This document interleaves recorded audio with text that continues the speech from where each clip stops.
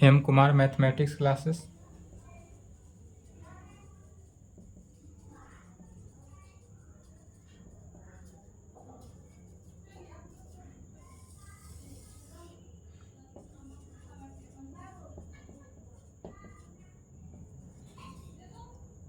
चौदह चार। बाबू डेट में गड़बड़ी मिस्टेक से लिखा जाता है, इसके लिए डेट नहीं देखिएगा, ठीक है। लेक्चर आज पहला हुआ, क्लास 11th। यह सेट थ्योरी का ही पार्ट है, इसको सेट थ्योरी भी बोला जाता है, ठीक है। सेट थ्योरी में ही आ जाता है क्या, अब आ जाता है टॉपिक है relation and function. Relation and function heading डालेंगे क्या, रिलेशन एंड फंक्शन।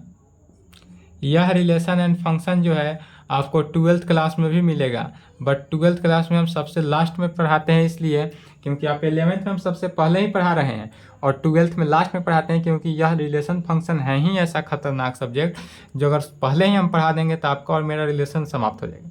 क्योंकि आप कहिएगा कि सर आप पढ़ा नहीं रहे हैं, हमको समझ में नहीं आ रहा, लेकिन हम बेहतर समझा रहे हैं। एकदम अच्छा से कंटिन्यू थ्योरी क्लास करते रहिएगा, आपको कहीं से दिक्कत ना होगा। इसका हिंदी में कहेंगे संबंध। रिलेशन का हिंदी क्या होता है, संबंध। रिलेशन ही सबसे पहले देखना है, रिलेशन संबंध, कैसा संबंध है वही देखना है। और फलन, तो संबंध और फलन शुरू होने वाला है। संबंध और फलन को अच्छे से आप कंप्लीट करिएगा तो आपको मैथ में मजा आएगा। अगर यही आप कंप्लीट नहीं करिएगा, यदि मान लीजिए आईएससी के बाद बीएससी करते हैं तो भी रिलेशन फंक्शन सेट थ्योरी, जो सेट थ्योरी से आपको आज डर लगता होगा वह सेट थ्योरी आपको हम कंप्लीट करा रहे हैं बेसिक लेवल से, ताकि आपको अगर बीएससी करिएगा मैथ ऑनर से कुछ करना चाहिएगा तो आपको मैथ में कहीं से दिक्कत नहीं होगा, क्योंकि आगे आप जितना टॉपिक जाइएगा उतना आपको सेट थ्योरी कभी साथ नहीं छोड़ेगा। सेट थ्योरी और कैलकुलस मेन ब्रांच है मैथमेटिक्स का, सेट थ्योरी, और दूसरा हो जाता है कैलकुलस। तो यह दोनों कभी भी मिस्टेक से भी मत छोड़िए। सेट कैलकुलस जो है आपको 12th भी है और ग्रेजुएशन लेवल भी है, और सेट थ्योरी जो है वह सिर्फ और सिर्फ ग्रेजुएशन में ज़्यादा काम आएगा। चलिए, तो set theory relation and function heading डालेंगे।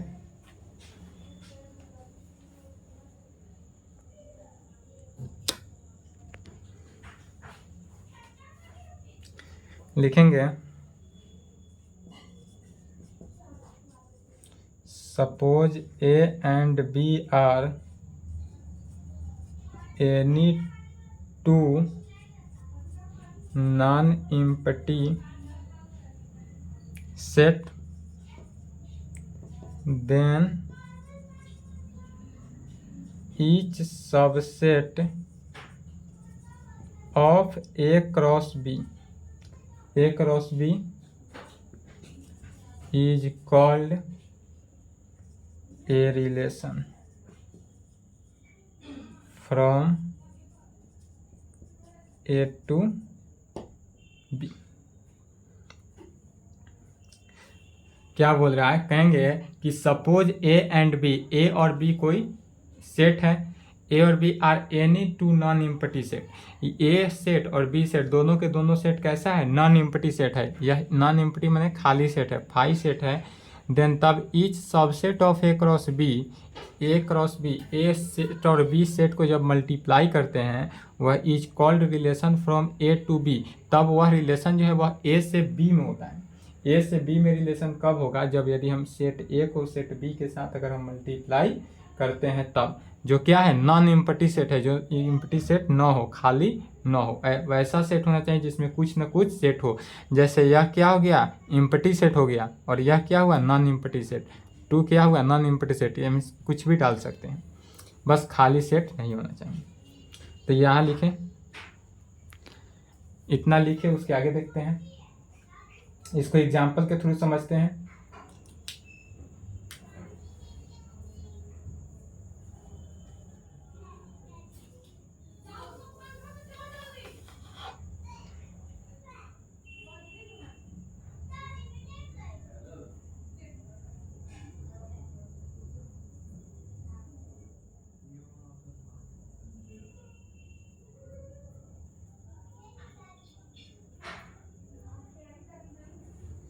चलिए लिख लिए, नहीं लिखे तो वीडियो रोक लेंगे।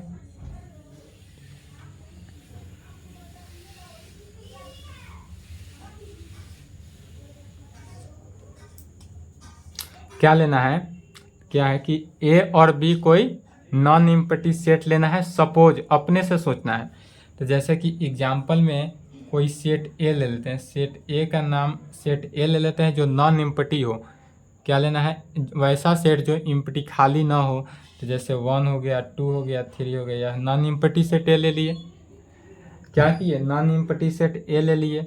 अब इसमें सेट बी भी लेना है ना, तो set B and set B हम क्या ले लेते हैं, अल्फा बीटा ले लेते हैं।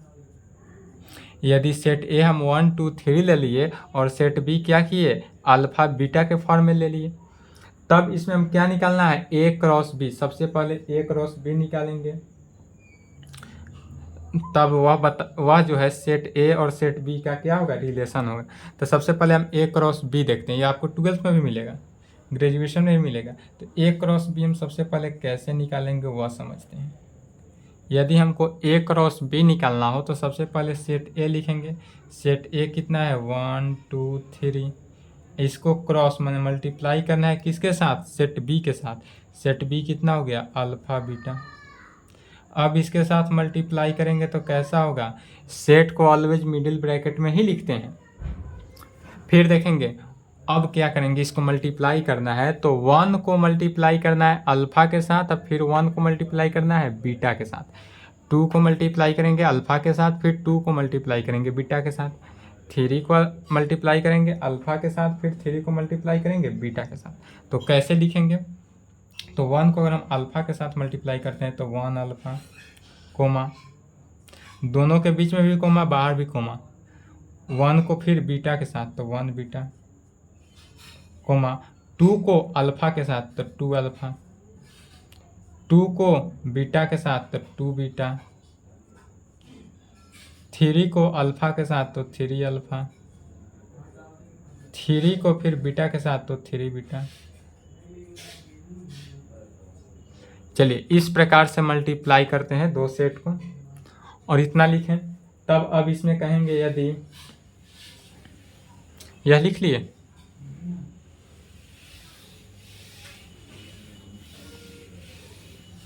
यदि हम कहें कि पहला रिलेशन R1 मैंने क्या हुआ, रिलेशन है। पहला रिलेशन यदि हम देखते हैं इस प्रकार से हो, फाई। पहला रिलेशन हमारे पास क्या आता है, फाई। फाई कहने का मतलब क्या हुआ, एम्प्टी सेट। यदि पहला एम्प्टी सेट जो है तो वह सबसेट होगा किस में, ए क्रॉस बी में। ए क्रॉस बी में सबसेट तो होगा क्योंकि यह फाई भी हो सकता है। फिर दूसरा में यदि हम रिलेशन ऐसा ले लें, दूसरा में क्या ले लेते हैं, 1 अल्फा 1 बीटा, 1 अल्फा 1 बीटा के केस में इस प्रकार से ले लेते हैं। तो इसमें भी कहने का मीनिंग क्या हुआ, यह सबसेट है ए क्रॉस बी में। तो हाँ, 1 अल्फा और 1 बीटा ए क्रॉस बी में है, 1 अल्फा 1 बीटा, इसलिए यह भी सबसेट है ए क्रॉस बी में। क्या है, सबसेट है ए क्रॉस बी में। तीसरा में ले लेते हैं, यदि 1 को अल्फा के साथ ले लेते हैं, फिर 2 को अल्फा के साथ ले लेते हैं, फिर 3 को अल्फा के साथ ले लेते हैं। यदि इस प्रकार से ले ले, 1 अल्फा 1 को अल्फा के साथ, 2 को अल्फा के साथ, 3 को अल्फा के साथ, तो यह ए क्रॉस बी में है। तो हाँ, सबसेट है ए क्रॉस बी में। ए क्रॉस बी में सबसेट होने के लिए, सबसेट तो पढ़ाए थे पिछले चैप्टर में सेट थ्योरी में कि ए क्रॉस बी होना चाहिए किस में, ए क्रॉस बी में यदि है जो टर्म उसको क्या बोलेंगे, सबसेट है। पहले समझेंगे ध्यान से, उसके बाद ही लिखेंगे, साथ साथ कभी न लिखें। फिर यदि हम R4 दूसरा चौथा रिलेशन ले लेते हैं, यदि हम R4 इस प्रकार से यदि हम चौथा रिलेशन ले लेते हैं, जैसे कि 1 अल्फा ले लिए, 2 अल्फा ले लिए, 3 अल्फा ले लिए और 4 अल्फा ले लिए। तो क्या 1 यह सबसेट है ए क्रॉस बी में, बताना है कि यह सबसेट है ए क्रॉस बी में या नहीं। तो 1 अल्फ़ा है क्रॉस बी में, 2 अल्फ़ा है क्रॉस बी में, 3 अल्फ़ा है क्रॉस बी में, बट 4 अल्फ़ा नहीं है। 4 अल्फ़ा यदि हमारे पास सेट ए क्रॉस बी में नहीं है, इसलिए हमारा सबसेट नहीं होगा। तो डज नॉट सबसेट, ये किसका सिंबल होता है? डज नॉट का। तो डज नॉट सबसेट है ए क्रॉस बी में। इसलिए अब यहाँ तक इस पूरे रिलेशन को लिखे देखें तो अब कहेंगे हेयर, यहाँ पर कहेंगे कि R1 पहला रिलेशन, दूसरा रिलेशन, तीसरा रिलेशन और चौथा रिलेशन, सॉरी तीसरा तक, चौथा तो हमारा रिलेशन सबसेट नहीं ए क्रॉस बी में नहीं है, तो पहला दूसरा तीसरा तो है। तो कहेंगे हेयर यहाँ पर R1 R2 and R3 are relation from A to B. यह कैसे है? तो सेट ए से सेट बी में है, तो from A to B, where जहाँ R4 is not a relation from A to B. यहाँ पर क्या कहेंगे? Here R1 R2 and R3 are relation from A to B. यदि ए और बी कोई सेट दिया हो, फिर से समझ लेंगे, ए और बी कोई सेट दिया हो और उसका ए क्रॉस बी निकाले, कैसे निकाले? तो 1 को अल्फ़ा के साथ और 1 को फिर बीटा के साथ ऑपरेशन करेंगे, फिर 2 को अल्फ़ा के साथ, 2 को बीटा के साथ किए, फिर 3 को अल्फ़ा के साथ, 3 को बीटा के साथ ऑपरेशन किए। तो इसमें R1 पहला का रिलेशन हम अपने मन से लिए हैं, क्वेश्चन में यह गिवन रहेगा। फाई ले लेते हैं, तो फाई तो है ए क्रॉस बी में, तो ए क्रॉस बी में फाई है, इसलिए ए सबसेट हुआ। R2 यदि 1 अल्फ़ा 1 बीटा लिए तो यह भी ए क्रॉस बी में है, इसलिए सबसेट हो जाएगा। सबसेट क्यों हुआ? तो चूंकि यह ए क्रॉस बी में है, अगर ए क्रॉस बी में वह प्रोडक्ट मिल गया तो वह सबसेट है, और जब सबसेट है तो वह रिलेशन है, इसलिए कहेंगे R1 R2 R3 तीनों क्या है? सबसेट है। तो आर रिलेशन जो है वह ए टू बी, तो वह उसका रिलेशन जो ए से बी में होगा। और यदि यही R4 जो लिए हैं चौथा रिलेशन, जो क्या है? सबसेट नहीं है। अगर सबसेट नहीं है तो वह रिलेशन ए टू बी में नहीं होगा। चलिए, तो यहाँ तक लिखिए, यहाँ तक लिखेंगे।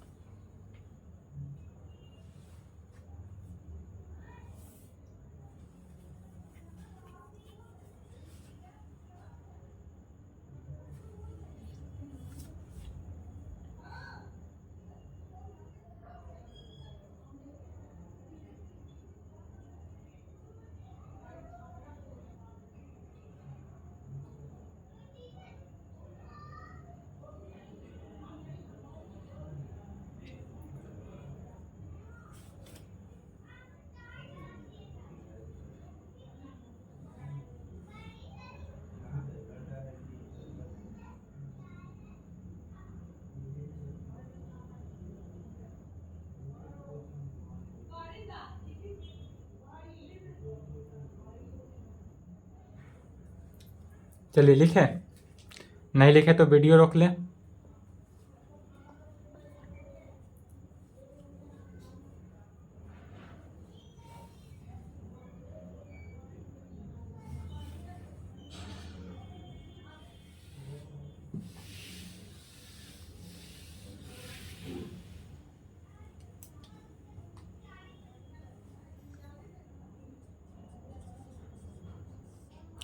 नोट में पहला पॉइंट लिखेंगे,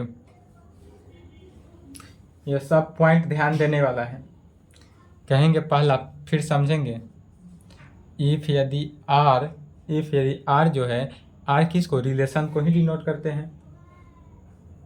तो कहेंगे R be A relation from A to B.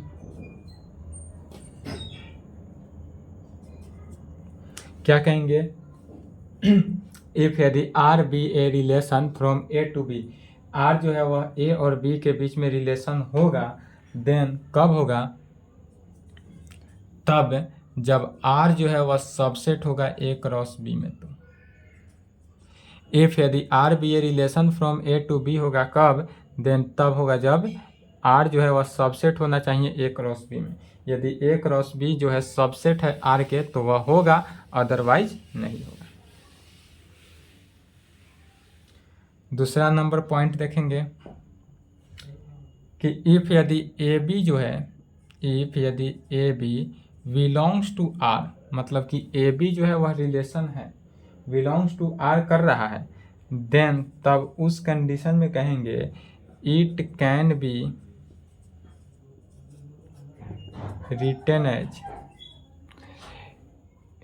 As यदि आर जो है वह आर, इफ यदि ए बी जो है वह आर रिलेशन में है, देन तब कहेंगे it can be written as.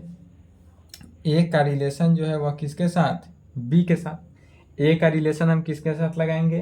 B के साथ। इस ए जो है वह रिलेशन है बी के साथ। फॉर्म में इस तरह लिखेंगे, ए का रिलेशन बी के साथ। ए का रिलेशन, आर ऑलवेज कैपिटल में लिखेंगे, ए का रिलेशन बी के साथ, या इसी को कह सकते हैं कैसे? That is A is related to B, या क्या कह सकते हैं? A is related to B.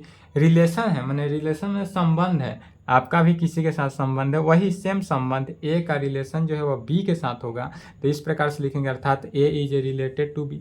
यदि आपका कोई रिलेटेड है तो वह आपका संबंधी हुए, सेम उसी प्रकार ए जो है वह बी का रिलेटेड है, इसलिए ए का रिलेशन बी के साथ है, नॉर्मल भाषा में। तीसरा नंबर पॉइंट देखेंगे कि यदि इफ ए बी जो है वह does not belongs to R, मतलब कि वह ए बी जो है वह रिलेशन में न हो, तो ए बी अगर रिलेशन में नहीं हो, देन कहेंगे it can be written as. तब उसको हम कैसे लिखेंगे? तो ए जो है रिलेशन जो है वह बी के साथ नहीं है, तो इस तरह से काट देंगे। ए जो है वह रिलेशन बी के साथ नहीं है, तो पहले ए का रिलेशन बी के साथ लिखेंगे, फिर ध्यान से देखेंगे ए का रिलेशन बी के साथ लिखे, और चूंकि नहीं है इसलिए यहाँ पर काट दिए, चूंकि यह डज नॉट बिलोंग्स टू है इसलिए ए का रिलेशन बी के साथ, और एक आर को काटेंगे, ए और बी को नहीं काटेंगे, आर को काटेंगे। इसका मीनिंग हुआ, कहेंगे कि that is A is not related to B.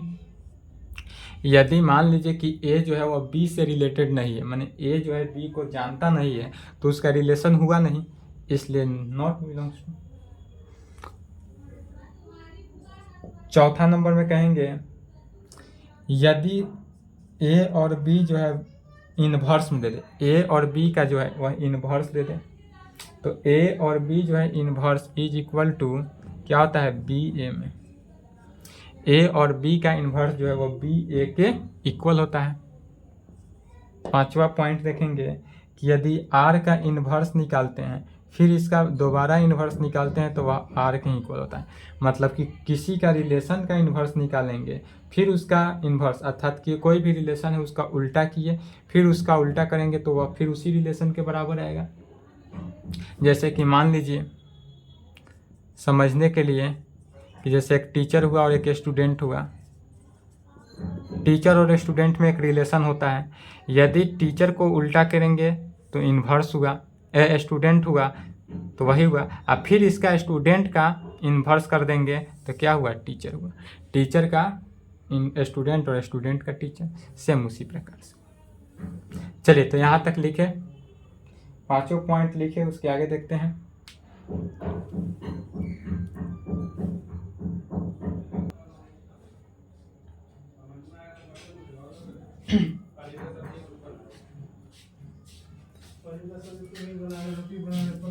चलिए लिख लिए, वीडियो रोक लेंगे, नहीं लिखे तो वीडियो को रोक लें।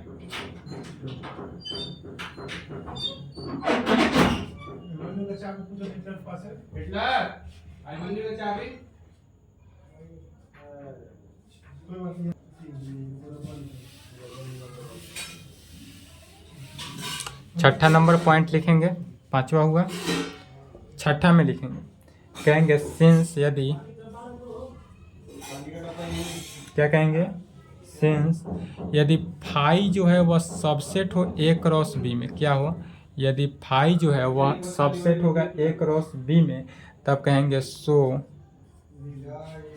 Phi is a relation, phi is a relation होगा। यदि सिंस फाई सबसेट होगा ए क्रॉस बी में, so phi is a relation from A to B में, फ्रॉम ए टू बी में रिलेशन होगा। तो रिलेशन किस में होगा, तो ए टू बी में ही रिलेशन होगा। तब कहेंगे क्या, known as empty relation a void since यदि फाई सबसेट होगा ए क्रॉस बी में, तब so A relation from A to B, A relation A से बी में होगा। Known as empty relation a void relation, तब हम जानते हैं क्या, इम्पटी रिलेशन को वॉइड रिलेशन कहा जाएगा। क्या कहा जाएगा, इम्पटी रिलेशन को वॉइड रिलेशन कह सकते हैं। फिर सातवां नंबर पॉइंट लिखेंगे कि सिंस यदि, सिंस ए क्रॉस बी जो है, ए क्रॉस बी अगर सबसेट होगा ए क्रॉस बी के साथ ही, ए क्रॉस बी जो है सबसेट हुआ ए क्रॉस बी के साथ, so A cross B is a relation, A cross B is a relation जो है वह कहाँ होगा, तो फ्रॉम ए टू बी तो होगा। कैसे हुआ, तो from A to B. Since A cross B यदि सबसेट हुआ ए क्रॉस बी के साथ ही, खुद से ही हुआ, यदि खुद से हुआ, so A cross B is a relation from A to B में ही गया, तब कहेंगे known as a universal relation, known as, तब इस रिलेशन को क्या कहते हैं, यूनिवर्सल रिलेशन। तो यूनिवर्सल रिलेशन किसे कहेंगे, तो वैसा रिलेशन जो खुद का रिलेशन खुद के साथ हो, अपना खुद का रिलेशन खुद के साथ हो, उसे यूनिवर्सल रिलेशन कहेंगे। आठवां नंबर में लिखेंगे इफ यदि आर इज इक्वल टू क्या हो, x1 y1 comma x2 y2 x3 y3 x3 y3 x3 y4 ले लेते हैं और x2 y5 ले लेते हैं। यदि इस प्रकार से कोई रिलेशन हो और be A relation from A to B, A का मतलब क्या हुआ, सेट ए में x1 x2 x3 x है, और y में के सेट बी में क्या है, y1 y2 y3 y4 y5 है। तब इसका कहेंगे इस प्रकार से हो, तो इसका डोमेन, डोमेन क्या होगा, तो domain x1 x2 x3, domain always left hand side को ही लिखेंगे जो इसमें लेफ्ट हो, तो डोमेन x1 x2 x3 होगा, और रेंज जो होगा वह ऑलवेज राइट वाले को, तो y1 y2 y3 y4 y5 में हुआ। अब अगर डोमेन है, रेंज है, तो को डोमेन क्या होगा, यदि को डोमेन निकालने के लिए कहे तो कहेंगे को डोमेन जो है वह सेट बी के हुआ। को डोमेन जो क्या हुआ, सेट बी, माने यही हुआ रेंज। चलिए यहाँ तक लिखें।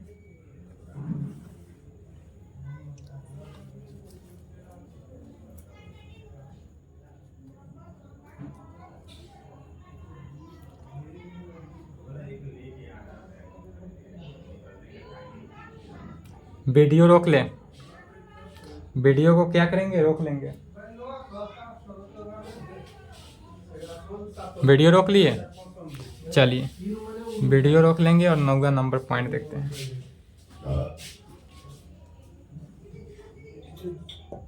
नेक्स्ट पॉइंट देखते हैं कहेंगे इफ यदि नंबर ऑफ सेट ए दे, यदि क्या दे कि नंबर ऑफ सेट ए अगर हमारे पास पी हो and number of set B हमारे पास क्यू दे दे, क्या हो कि नंबर ऑफ सेट ए अगर पी दे और नंबर ऑफ सेट बी जो है वह क्यू दे, देन तब उस कंडीशन में कहेंगे number of set A cross B क्या निकलेगा, number of set A cross B is equal to number of set A cross B जो है वह निकलेगा number of set A into number of set B में, अर्थात पी इंटू क्यू में।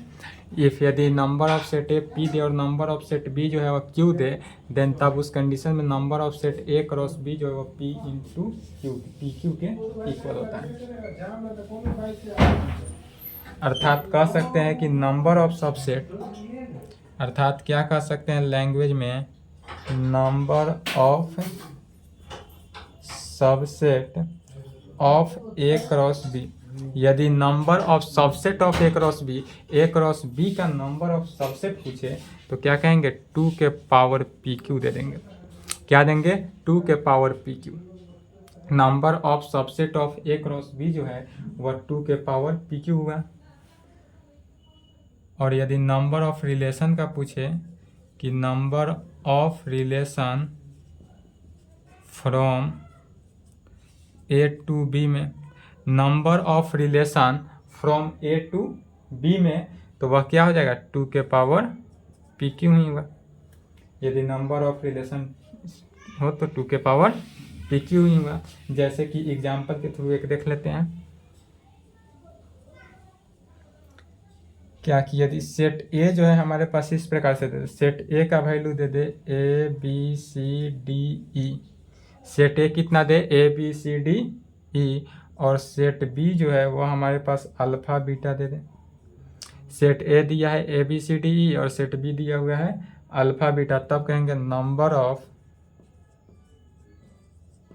Relation from A to B.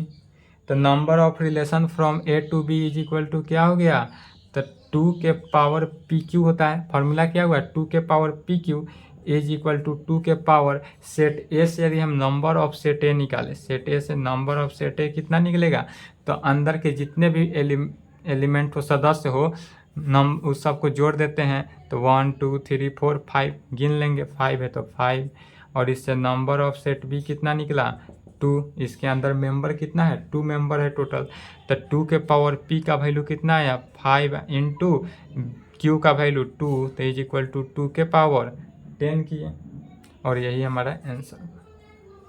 चलिए तो यहाँ तक लिखे, और आज के क्लास को यहीं पर एंड करते हैं। नेक्स्ट क्लास में चलेगा फंक्शन और मैपिंग।